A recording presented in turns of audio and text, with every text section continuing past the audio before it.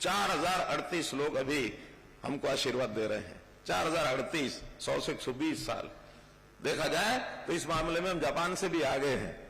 Japan में लोग कहते हैं कि बहुत बड़ी आयु के लोग वहां रहते हैं, हमारे हरियाणा में उससे भी बड़ी संख्या में लोग रहते हैं। लेकिन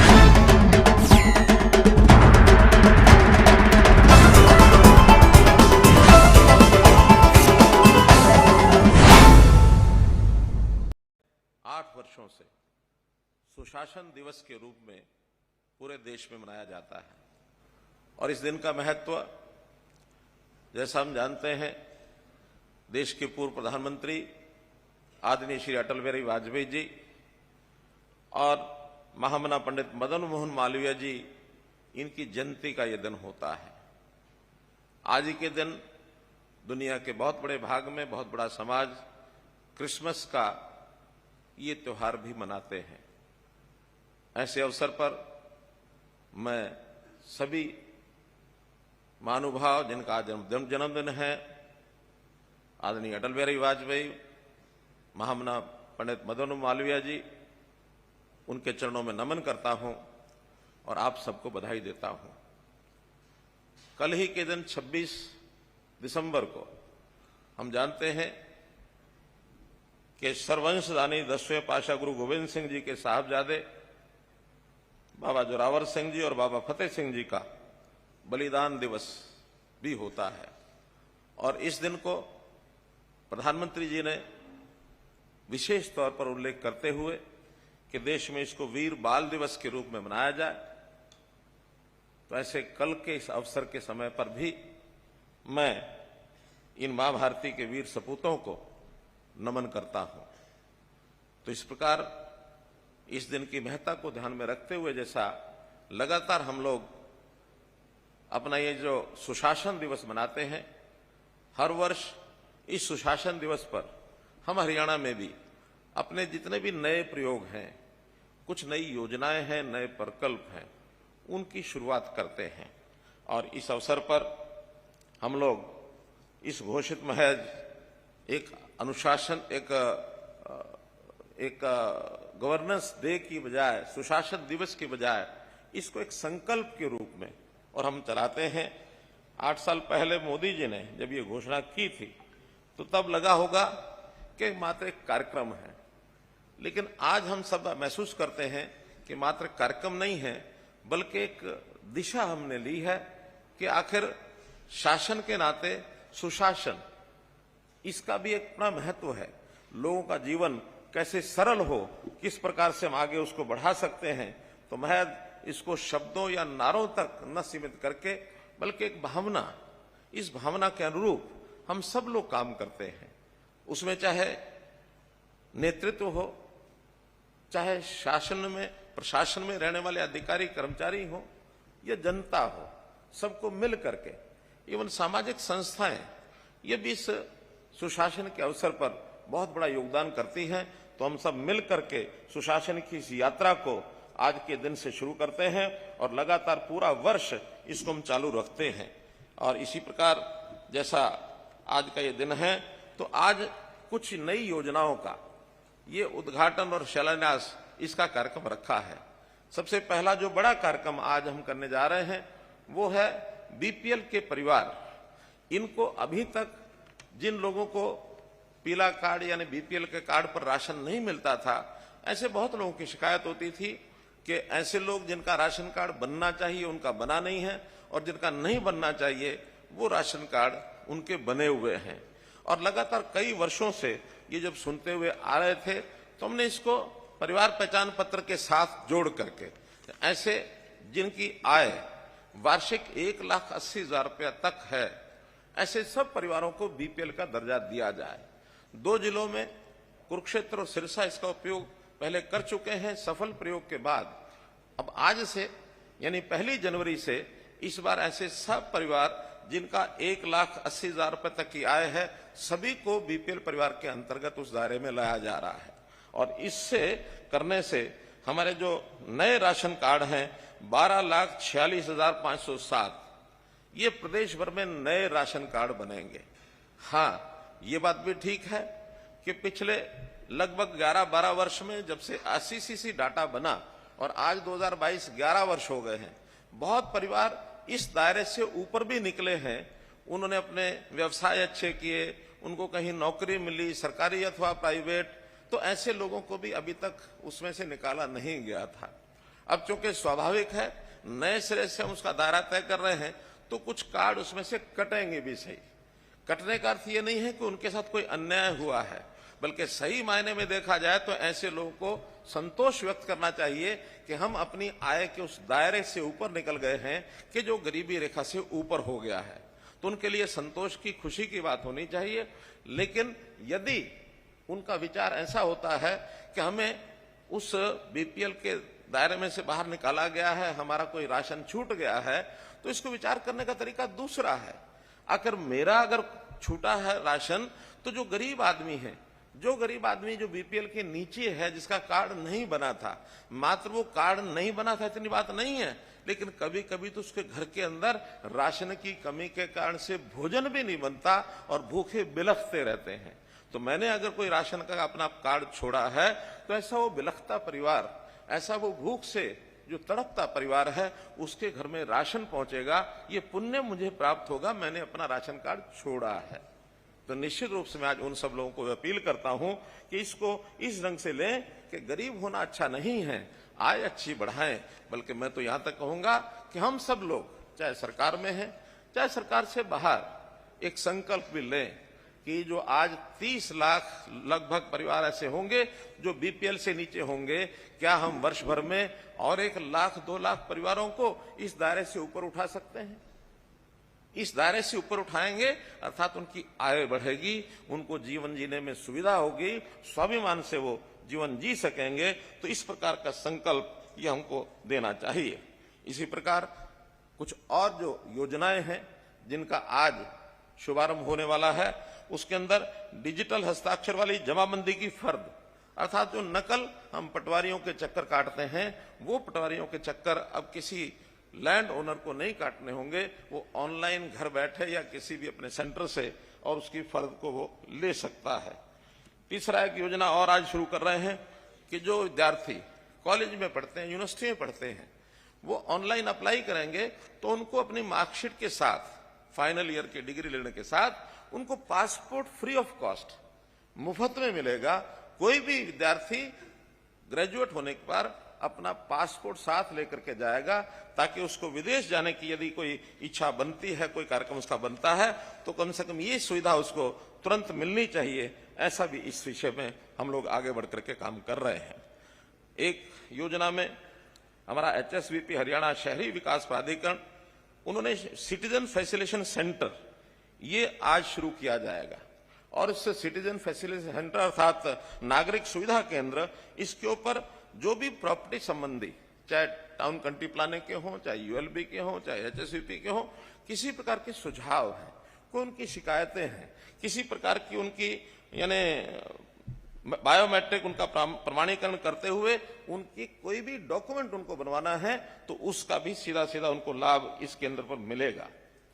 हमने जितने भी इंजीनियरिंग के काम हैं, किसी भी विभाग के हों, चाहे वो PWD के हों, चाहे अथवा और विभागों के जो निर्माण के कार्य विकास के, ठेकेदारों के लिए काम करने के लिए ई-टेंडरिंग का इंजीनियरिंग वर्क्स पोर्टल बनाया है। लेकिन इस इंजीनियरिंग वर्क्स पोर्टल में भी अगर लोग जागरूक हों, तो विकास के कामों में जो उनको न्यूनता ध्यान में आती है, उसकी शिकायत करने के लिए ऐसा भी एक ग्रीवेंस पोर्टल आज शुरू किया जा रहा है, ताकि इसमें सोशल ऑडिट सिस्टम के माध्यम से कहीं भी विकास के काम में कोई काम होता है तो उसमें कोई कमी ना रह जाए, और यदि कमी रहती है तो उसकी शिकायत तुरंत उसको मिलने के बाद उसको ठीक भी किया जाएगा। तो एक ग्रीवेंस पोर्टल भी इसको शुरुआत की जा रही है। आज हरियाणा के शहरों में बहुत ऐसी कॉलोनीज हैं जो भी अनियमित हैं, जिनको नियमित कराने के लिए बहुत प्रयत्न लोग करते रहे हैं। हमने 2 साल पहले ऐसा इनवाइट किए थे कि ऐसी कॉलोनीज 845 कॉलोनीज, अनधिकृत कॉलोनी, इनकी पहचान की गई थी।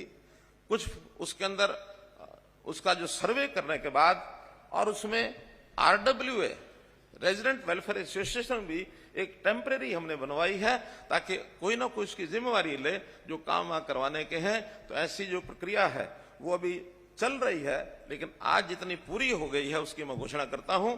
8 जिलों के 177 कॉलोनीज को आज नियमित किया जाता है। तो इस प्रकार से 4038 लोग अभी हमको आशीर्वाद दे रहे हैं। 4038, 100 से 120 साल देखा जाए तो इस मामले में हम जापान से भी आगे हैं। जापान में लोग कहते हैं कि बहुत बड़ी आयु के लोग वहां रहते हैं, हमारे हरियाणा में उससे भी बड़ी संख्या में लोग रहते हैं, लेकिन उनकी चिंता भी ये हमको करनी होगी। तो इस प्रकार से इस सुशासन के सारी व्यवस्था को आगे बढ़ाते हुए, पारदर्शिता को लाते हुए और एक स्मार्ट शासन ये हमको बनाना है। स्मार्ट यानी एकदम simple, moral, accountable, responsible and transparent. SMART, simple, moral, accountable, responsible and transparent. इस प्रकार से एक स्मार्ट जो हमारा एक तरीका ये बनना चाहिए कि भी हम अपने सारे सिस्टम को ठीक करेंगे। और जहां तक इस सिस्टम को ठीक करने की बात है, तो इसमें हमारे अधिकारी कर्मचारी, इनसे अपेक्षा है कि वो अच्छा काम करें। ये घोषणा हमने की थी कि जो अधिकारी और कर्मचारी मन लगा के अच्छा काम करेंगे तो वर्ष के अंत में यानी 25 दिसंबर को ही इनको सम्मानित किया जाए। इस प्रकार की योजना भी हमने आज बनाई हुई है। तो इसके अंतर्गत आज ऐसे सुशासन में प्रति सरकारी अधिकारी कर्मचारियों को प्रेरित और प्रोत्साहित करने के लिए, जैसे बताया, 22 ऐसे अवार्ड आज यहां पर ही दिए जाएंगे, जिसके अंदर लगभग 125 कर्मचारी अधिकारी होंगे। जैसा चीफ सेक्रेटरी साहब ने बताया कि उसमें हमारे जो IAS, IPS यानी ऑल इंडिया सर्विसेज के लोग, उनको हम नहीं रखा है। मेरा उसमें मानना है कि ये जो ऑल इंडिया सर्विस के कर्मचारी हैं, वास्तव में तो ये इनकी जिम्मेवारी है कि अपने जो नीचे के कर्मचारी अधिकारी हैं उनको प्रेरित करें, प्रोत्साहित करें। ये तो अवार्ड बांटने वाले लोग हैं, और अवार्ड बांटने वाले लोग अपने ही गले में माला डालें तो किसी को अच्छा लगता है? नहीं लगता है। तो हमारा ये सारा स्ट्रक्चर, नियम ये बना है कि हम अपने 3 लाख जो कर्मचारी हमारे हैं, सरकारी नियमित कर्मचारी, उनमें अच्छे कर्मचारी कौन हैं और किस प्रकार से इस सारे विषय को आगे बढ़ाते हैं, इसके लिए आज इस पर काम किया जा रहा है। हमने जैसे इस सुशासन दिवस को, इसको नाम दिए हैं हर बार। 2019 के अंदर जब ये सुशासन वर्ष का शुरू किया गया था तो हमने इस वर्ष का नाम सुशासन वर्ष दिया था, और 2020 में सुशासन संकल्प वर्ष इसका नाम दिया था। 2021 में सुशासन परिणाम वर्ष नाम दिया था। 2022 में अंत्योदय उत्थान वर्ष नाम दिया था, और इस बार 2023 का जो वर्ष आने वाला है, इसका नाम हम रख रहे हैं अंत्योदय आरोग्य वर्ष। अंत्योदय वर्ष अर्थात ये जो 1,80,000 रुपए, 80,000 रुपए वार्षिक आय के जो लोग हैं, BPL जिनको हम कहते हैं, इनका रोग कैसे, यानी आरोग्य कैसे रखा जाए, इनको स्वस्थ कैसे रखा जाए, बहुत योजनाएं हमने बनाई हैं। और उन योजनाओं में हमारा जो स्वास्थ्य विभाग का इंफ्रास्ट्रक्चर, इसको बड़ा कर रहे हैं। डॉक्टर्स की भर्ती हम ये ज्यादा कर रहे हैं, बल्कि आपको जानकारी मिली होगी कि जो डॉक्टर्स अपनी पढ़ाई सरकारी कॉलेज में करते हैं, उनको भी हमने निवेदन किया है कि 5 साल वो सरकारी नौकरी करें, ताकि 5 साल सरकारी नौकरी करेंगे। हमको आज 28,000 डॉक्टर्स की जरूरत है, और मात्र हमारे 6 या 7,000 डॉक्टर हमारे गवर्नमेंट के रोल पर हैं। इतने ही प्राइवेट होंगे तो 13,000 हो जाएंगे, 14 हो जाएंगे। इतने और चाहिए, 14,000 डॉक्टर और चाहिए, ताकि हम इन सरकारी डॉक्टर्स का उपयोग जनता की सेवा के लिए हम कुछ कर सकें। आयुर्वेद की पद्धति से, आयुष की पद्धति से हम ज्यादा इंफ्रास्ट्रक्चर बना करके लोग स्वस्थ कैसे बने रहें, बीमार न हो, रोग आए ही नहीं। वेलनेस सेंटर्स हम खोल रहे हैं, गांव-गांव के अंदर पार्क एवं व्यायामशालाएं ये बना रहे हैं। योग को अंतर्राष्ट्रीय स्तर पर मान्यता मिल गई है। ये सब चीजें, स्पोर्ट्स हमारे यहाँ प्रभु कृपा से हमारे प्रदेश के नौजवानों ने, नवयुवतियों ने जिस प्रकार का साहस दिखाया है, स्पोर्ट्स में हम दुनिया में बहुत आगे बढ़ रहे हैं। तो इसलिए इस वर्ष को हम अंत्योदय आरोग्य वर्ष 2023 ये मनाने जा रहे हैं। मैं समझता हूं इस ओर सब लोगों का ध्यान जाएगा। तो ऐसे जो व्यवस्था परिवर्तन के सब काम हैं, इन व्यवस्था परिवर्तन के कामों को किस प्रकार से आगे बढ़ाया जाए। हमारा आईटी डिपार्टमेंट, एनआईसी, हार्ट्रॉन, जितने भी ऐसे आईटी के काम करने वाले लोग हैं, ऐसा बहुत हर एक विभाग के लिए कुछ ना कुछ काम कर रहे हैं। मॉड्यूल्स बना रहे हैं, एप्स बना रहे हैं, हर विभाग की वेबसाइट बन रही है, हर एक विभाग का कोई ना कोई डैशबोर्ड ये बना रहे हैं, हर एक का कोई पोर्टल बना रहे हैं। इन सब पोर्टल्स पर जानकारी इकट्ठी करके, क्योंकि एक ट्रांसपेरेंट तरीका इन सब चीजों में से आता है। और आपकी जानकारी के लिए मैं स्वयं सीएम डैशबोर्ड नाम से एक कक्ष मेरे यहां बना हुआ है, उसमें हर एक विभाग की जानकारी मैं उसमें से लेता हूं। कौन से जानकारी की प्रोग्रेस क्या चल रही है, पिछला इतिहास क्या है, हम अपनी स्पीड को कैसे बढ़ाएं। तो इस अनुशासन के नाते से हम ये सब काम कर रहे हैं। और मैं समझता हूं कि इसमें जो हमारे कर्मचारियों का, अधिकारियों का जितना हमको योगदान मिल रहा है, इसमें बहुत ही सराहनीय यह काम है। और इसके लिए जरूर मैं कहूंगा कि काम को करना, उसकी गति बढ़ाना, ये हमारा काम है, लेकिन उसमें न्यूनता कहीं आती है तो इस पर भी चोट पहुंचती है। न्यूनता में भ्रष्टाचार का एक ऐसा रोग है जिसको समाप्त हमको मिलकर के करना है। हमारी बहुत सी एजेंसी इसमें काम कर रही हैं। हमारा सीएम फ्लैंक स्क्वाड काम कर रहा है, पुलिस भी काम कर रही है, विजिलेंस ब्यूरो भी काम कर रहा है, विजिलेंस डिपार्टमेंट भी काम कर रहा है। विजिलेंस ब्यूरो का तो अभी जो एक केंद्र स्टेट में था, स्टेट विजिलेंस ब्यूरो, इसके 6 और हिस्से आगे डिविजनल लेवल पर डिविजनल विजिलेंस ब्यूरो, इसकी रचना भी बनाई है, ताकि जो बहुत छोटी शिकायतें हैं वो नीचे वहीं समाप्त हों और उनका वहीं संज्ञान लिया जाए, दोषी व्यक्ति को वहीं दंडित किया जाए। साथ में सोशल ऑडिट सिस्टम, इसकी ओर आगे बढ़ रहे हैं, ताकि कोई भी चीज जनता के ध्यान में अगर आती है वो गलत है तो वो गलत बताएगा, ठीक है तो ठीक बताएगा। तो हम कर्मचारियों के ऊपर भी, अधिकारियों के ऊपर भी, जनता के जो हमारे जो पार्टियों के लीडर्स हैं, सरकार में जो लीडर्स हैं, इन सब के ऊपर भी जनता का ध्यान रहे। और जनता यदि कोई चीज ध्यान में आती है, चेक करती है, तो बहुत बड़ी ताकत होती है। तो जो सबका साथ सबका विकास, ये जो एक स्लोगन प्रधानमंत्री जी ने दिया है, ये केवल स्लोगन नहीं है, इसको जमीन पर हमको उतारना है। तो इसलिए सब लोगों को हमको साथ लेके चलना है। मेरा तो कई बार ऐसा भी मानना होता है कि हमारी जो एसीआर है, जो सरकारी अधिकारी कर्मचारियों की एसीआर लिखी जाती है, अभी तक जो ऊपर के अधिकारी होते हैं, जिसके अंतर्गत जिसका माहत कर्मचारी अधिकारी काम करता, वो ऊपर वाले उसकी रिपोर्टिंग करते, एक्सेप्ट करते। क्यों नहीं जनता में जिन लोगों के साथ उनका संबंध आया है, एक हिस्सा थोड़ा उनके जिम्मे छोड़ दें हम। क्या 10 नंबर उसके आने हैं तो 3, 4, 5 नंबर जनता जिन्होंने काम लिया है, ऐसे जिस क्षेत्र में व्यक्ति रहता है, उसका व्यवस्था भी बना करके और उनको कहा जाए कि इस कर्मचारी की, इस अधिकारी की एसीआर भी लिखने में सहयोग करो। फिर पता लगेगा हम कहां खड़े हैं। तो हमें बहुत शुद्धता से, ये परिवार मेरा है, ये जनता मेरी है, इस जनता और परिवार को मान करके मुझे इनकी सेवा करनी है। बदले में मुझे जो मिलता है पर्याप्त मिलता है, कम नहीं मिलता है। हमारी कोई आय कम नहीं होती है। सरकारी अधिकारी कर्मचारियों की तनख्वाह मैं समझता हूं एक गरीब आदमी की अपेक्षा, जो किसान है, जो लेबर करता है, कम पढ़ा लिखा हो सकता है वो, लेकिन आखिर परिवार तो उसका भी है, अधिकार तो उसका भी है, उसके मुकाबले में हमें बहुत कुछ मिलता है। तो जब इतना सब मिलता है, हमारे सबके मन में ये भाव जागृत होना चाहिए कि मुझे जो मिलता है तनख्वाह के रूप में, प्रसाद के रूप में, उसी से अपनी मुझे योजना बना करके उसके लिए मुझे काम करना है। तो ये भाव यदि आएगा, निश्चित रूप से हम सब मिल करके और इस चीज को आगे बढ़ाएंगे। एथिक्स का होना ये बहुत जरूरी है। तो एथिकल विषय अगर हम आगे लाएंगे तो हम लोग एक प्रकार से आगे बढ़ जाएंगे।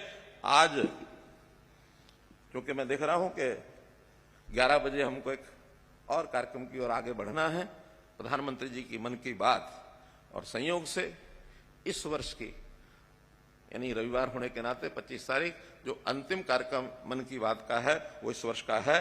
तो निश्चित रूप से वो भी हमको बहुत कुछ बताने वाले हैं। मैं तो इतना ही आपको कहूंगा कि हम लोग इन सब बातों को लेकर के जो हम कर रहे हैं, आगे बढ़ रहे हैं, इसमें किसी प्रकार की हम ढिलाई न बरतें और जितने भी कार्यक्रम आगे करते हैं इसके लिए हम आगे बढ़ें। हम लोगों को एक विषय, आजकल जैसे सर्दी का मौसम, एक सूचना मुझे देनी है कि सर्दी और धुंध के कारण से हमारा जो वाहन ट्रैफिक है, सड़कों पर चलते हैं, इसके अंदर एक्सीडेंट्स होने की बहुत बात आती है। विर्क साहब थोड़ा मुस्कुरा रहे हैं कि एक सूचना मैं दे रहा हूं सबको, पूरे प्रदेश के लोगों को, सावधानी बरतें, धुंध में कहीं एक्सीडेंट ना हो। तो इस प्रकार का अगर ध्यान रखेंगे तो निश्चित रूप से हमारा जीवन जो है सुरक्षित रहेगा, सामने जो लोग आते हैं उनका भी जीवन सुरक्षित रहेगा। सड़क की जो दुर्घटनाएं होती हैं, जिनमें होने वाली मौत है, ऐसी मौत में और हम लोग जो है उसका आंकड़ा कैसे कम करें, इसकी योजना जरूर हम बनाएं। इसी प्रकार से इस सुशासन दिवस के अवसर पर हम संकल्प लेकर के आगे बढ़ें। बहुत बहुत धन्यवाद, बहुत बहुत आभार।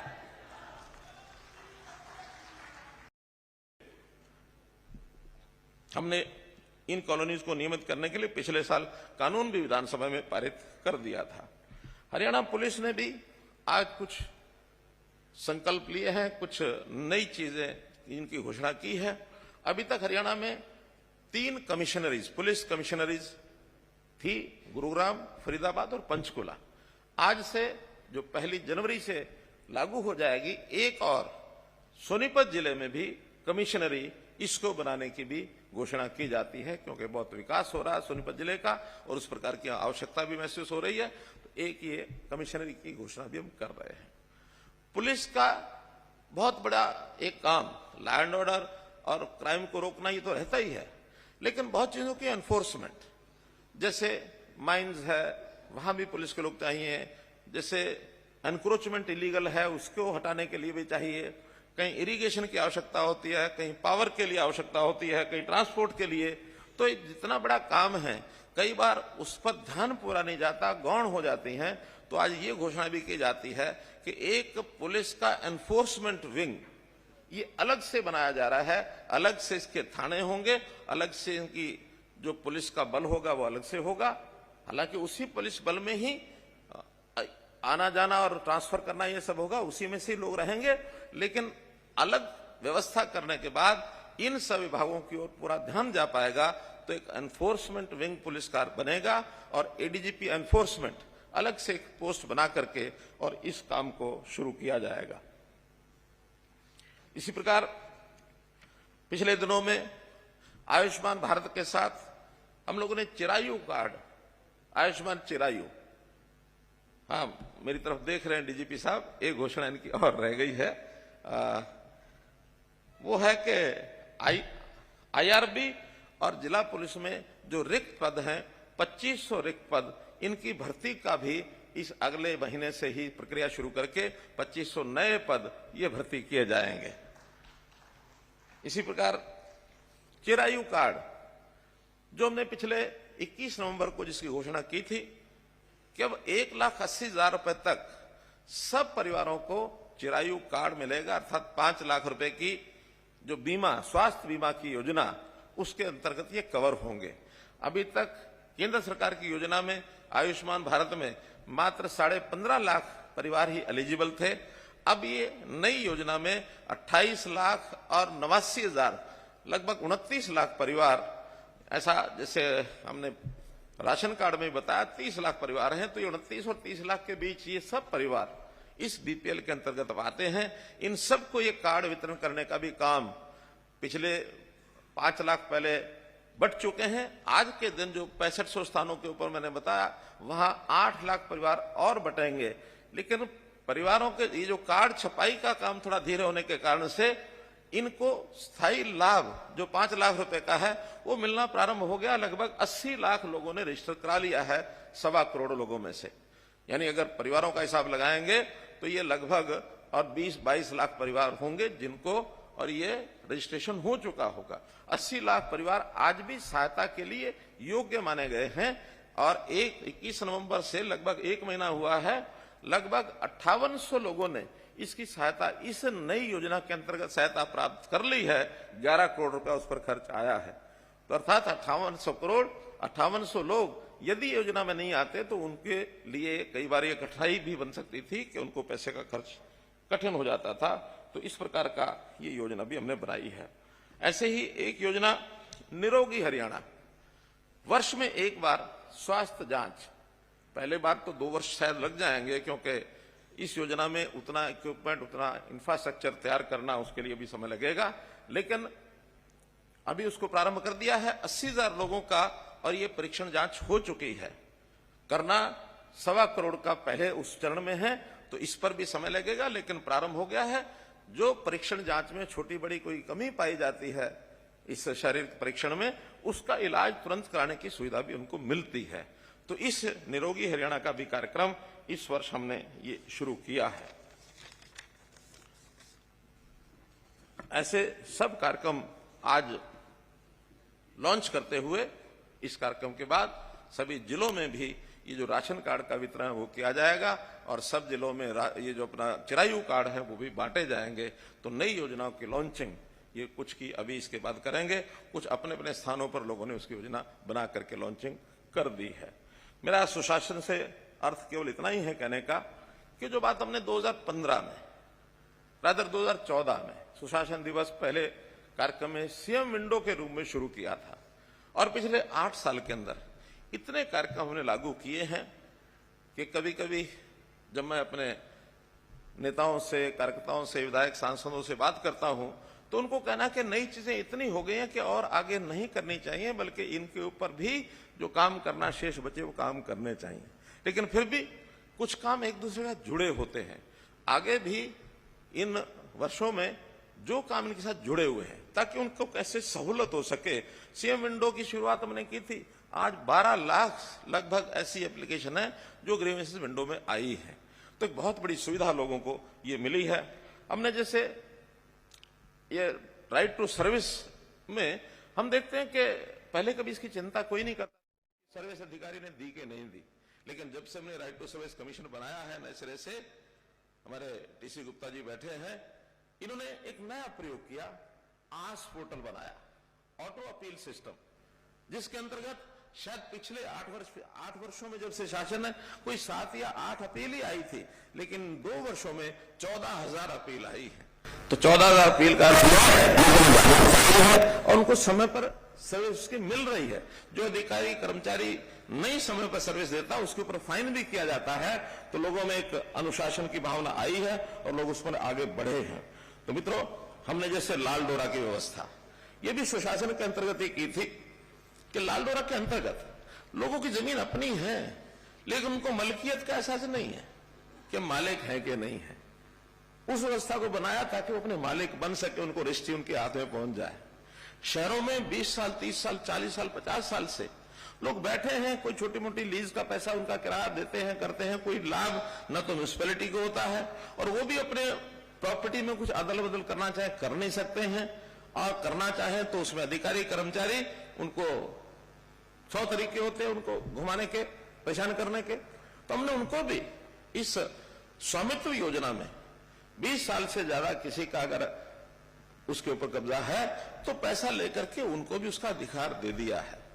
और यही चीज आगे हम एक्ट बना करके ग्रामीण क्षेत्र में भी करने जा रहे हैं कि बहुत बड़ी लिटिगेशन जो बन रही है, यानी एक प्रकार से जमीनों के कब्जे किसी के हैं, मालिक कोई है, सरकार के भी जगह पर कब्जे हैं, या कहीं ना कहीं विधिवत तौर पर उन्होंने उसका कोई डॉक्यूमेंट बना रखा है, लेकिन बड़ी संख्या में ये लोग हैं, इसको भी हम आगे करने जा रहे हैं। बुजुर्गों की पेंशन हम देखते हैं कि दर दर भटकते थे, पेंशन बनती नहीं थी, इसको भी ऑनलाइन कर दिया है कि जिस दिन 60 वर्ष की आयु और उस कपल की पति पत्नी की आय यदि 2 लाख या इससे नीचे है तो उससे तुरंत उसको उसका जो ओल्ड एज पेंशन का खाता खुल जाएगा, उसको ये पेंशन उसकी मिल जाएगी। इसमें भी उसको कहीं आने जाने की आवश्यकता नहीं है। इसी प्रकार जितनी सेवाएं हैं, इन सेवाओं को सबको विधिवत तरीके से लोगों तक पहुंचाया जाए। हमने पूरी आबादी, हरियाणा की 2 करोड़ 83 लाख आबादी है, इसके 5 भाग किए हैं आयु के हिसाब से, और आयु के हिसाब से इन हर एक वर्ग की चिंता एक विभाग करेगा और उस विभाग के बाद उसी को कोई भी कमी आती है, किसी और विभाग से भी काम कराना है तो वो जो नोडल डिपार्टमेंट है वो उस पूरे डिपार्टमेंट की चिंता करेगा, पूरे वर्ग की चिंता करेगा। जैसे 0 से 6 साल तक, 6 साल से 18 साल तक स्कूल एजुकेशन, 0 से 5, 6 WCD, 18 से 25 ये हायर एजुकेशन, 25 से लेकर के 60 साल तक ये जो हमारा एम्प्लॉयमेंट डिपार्टमेंट है, रोजगार देने वाले डिपार्टमेंट, वो उनको रोजगार चाहिए उस प्रकार का वो करेंगे। 60 से और जो जीवन जितना भी व्यक्ति का चलता है, हमने 120 साल तक के भी आयु के लोग ऐसे ढूंढे हैं, ऐसे सबका जो सोशल जस्टिस डिपार्टमेंट है, सामाजिक न्याय अधिकारिता मंत्रालय, वो इस पर काम करेगा। हमारे यहाँ मैंने एक आंकड़ा देखा,